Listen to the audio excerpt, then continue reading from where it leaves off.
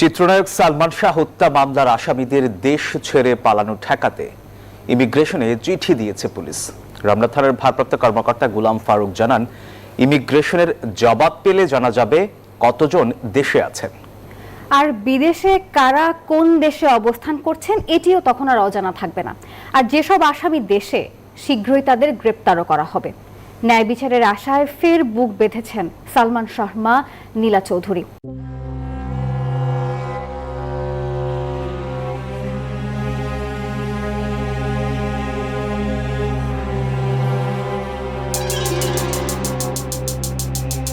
আমাদের আল্লাহর উপরে ঈমান নাই।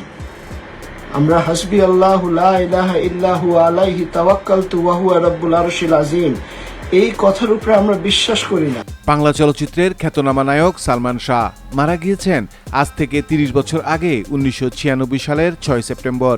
মারা যাওয়ার পর তার বাসায় পুলিশ আসে। সবকিছু পরীক্ষা করে দেখেন এটা হত্যা নাকি আত্মহত্যা। সন্দেহের তীর যায় স্ত্রী সামিরার দিকে। ৩০ বছর পার হয়ে গেলেও হত্যা নাকি আত্মহত্যা, এই প্রশ্নের জবাব আজও মেলেনি। সুকুমার রঞ্জন এরাই কিন্তু ইন্ডিয়ান মানুষ দিয়া, এরা সামিরার সাথে পুরো গ্রুপ হইয়া এরাই মাস, এরা এখানে ফিল্ম ইন্ডাস্ট্রির সবাই জড়িত। সালমান শাহের মা নীলা চৌধুরী কথা বলছিলেন সাংবাদিক ইলিয়াসের সাথে। তখন নীলা চৌধুরী সালমান শাহের ছোট ভাই ইভানকে ডেকে বলেন, তুমি নাকি সামিরাকে লাথি মেরেছ, ঘর থেকে বের করে দিয়েছ। লাইভে এসে কথা বলো সাংবাদিক ইলিয়াসের সাথে।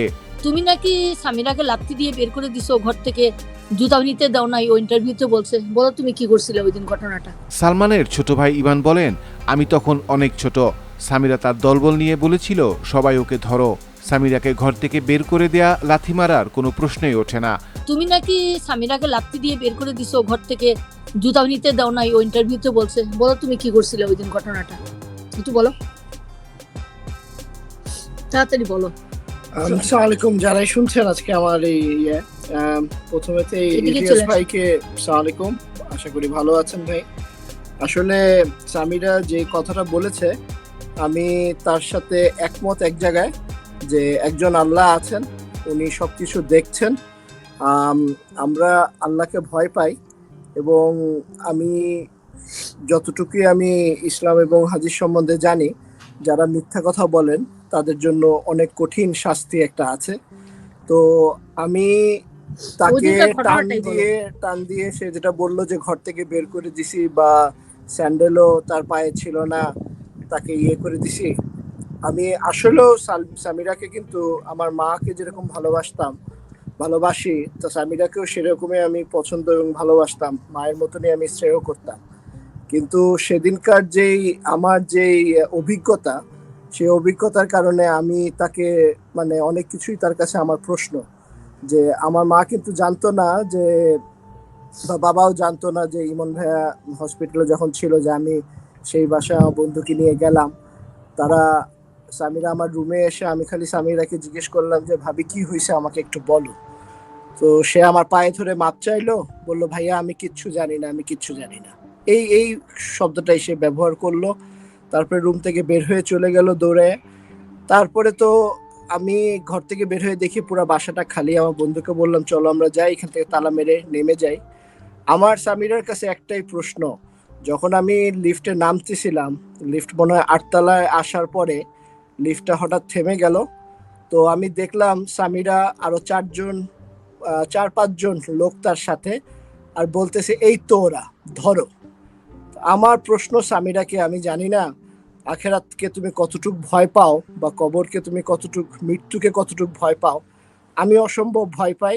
তোমার সেই চ্যালেঞ্জকে আমি গ্রহণ করে নিলাম, যে সেই দিনে তুমি যে ব্যাখ্যা দিয়েছো আর আমার যে ব্যাখ্যা, আমি যা দেখেছি, যার কারণে তোমাকে এত প্রশ্ন করা হচ্ছে। কারণ সেদিন তো বাড়িতে আমি ছিলাম না, আমি যদি থাকতাম হয়তোবা আমি সবকিছুর উত্তর দিতে পারতাম। সেই ঘরে তো সামিরা ছিল, তো সামিরার থেকে তো ভালো আর কেউ বলতে পারবে না আসলে কি ঘটনাটা ঘটেছে সেই দিন। তো আমি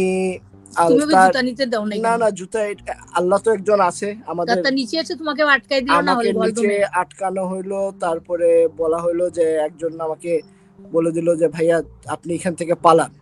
আমার জোর দেবো হাতাহাতি, ধরা ধসলা ধসলিপ সম্পূর্ণ ইলিয়াস ভাই। এটা পুরা সালমান শাহর লাশ ওখানে মর্গে রেখে মেডিকেলে মেডিকেলে রেখে এই ঘটনা। আর আমি সবচেয়ে তো অবাক হইলাম যখন মর্গে ভাইকে নিয়ে গেল, আমি এখানে দাঁড়ানো ছিলাম ইলিয়াস ভাই, আর আব্বাও এখানে ছিল না, আব্বা পুলিশের কাছে, আম্মাও কোন দিকে চলে গেছে, আমি একা। তো আমার কাছ থেকে একটা ছেলে বের হয়ে আসলো পোস্টমর্টম রুম থেকে। তো আমি বললাম যে আমি ভিতরে থাকতে চাই, তোমরা যখন পোস্টমর্টম করবে। আমি জানি না আমার ভিতরে কিভাবে এতটুকু সাহস সেই সময় এসেছিল। তো আমাকে বললো, না আপনি এখানে থাকতে পারবেন না, আপনি উনার কে? তো আমি বললাম আমি উনার ভাই। তো বললো, আপনি এই কাগজের মধ্যে আপনার নাম এবং আপনার ঠিকানাটা লিখে দেন। তো আমি একটা কাগজের উপরে আমার নাম এবং আমার ঠিকানাটা লিখে দিলাম।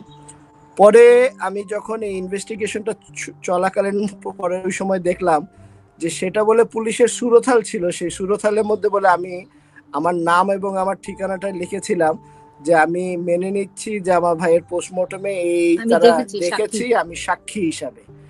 তো আল্লাহ একজন আছেন, বিশ্বাস করি, এবং আল্লাহ সবকিছুই দেখছেন, সবকিছুই জানেন। আমাদের সবার থেকে বেশি তার সবকিছুই জানা আছে।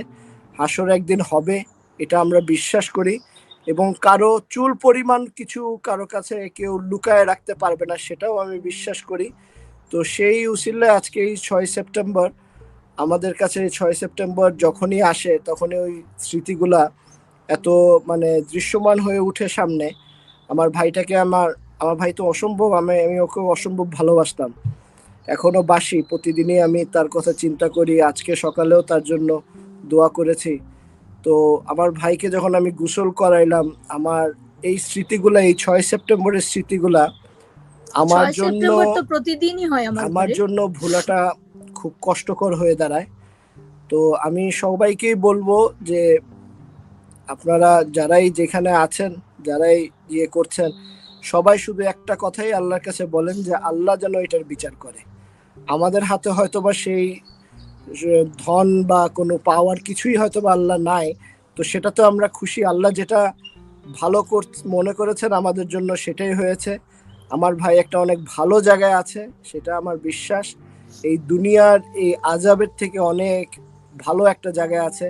সামিরার এগুলা কর্মকাণ্ড আজকে যা করছে, সেটা যদি আমার ভাই দেখতো বা সামনে উপস্থিত থাকতো, তার জন্য যে কত বড় এটা টর্চার হতো, তার থেকে আমার ভাই মুক্ত হয়ে গেছে।